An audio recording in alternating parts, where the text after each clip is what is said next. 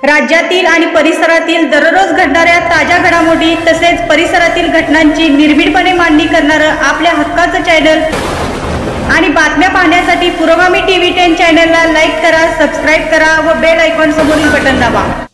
पुरोगामी संघर्ष परिषदेच्या माढा जिल्हा सोलापूर आमरण उपोषणाच्या दुसऱ्या दिवशी पुरोगामी संघर्ष परिषदेने आक्रमक भूमिका घेतली असून आमरण उपोषणाच्या ठिकाणी चूल पेटवा आंदोलन करून तहसीलदार व बीडीओचा निषेध केला।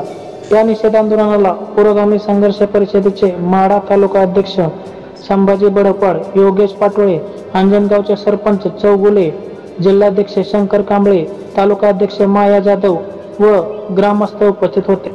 मी एक तास बसलो का आज पण आलो दुपारी कोण आले गेली सगळं मनात होत असते। कोण आलं काय मोठाड बोलत गेलो त्याला पण असते लक्षात आलं का आपण आता ह्याला कळत नाही काय चाललंय। म्हणजे कोण प्रेमाने आलं कोण इमानदारीने आलं सगळं कळत।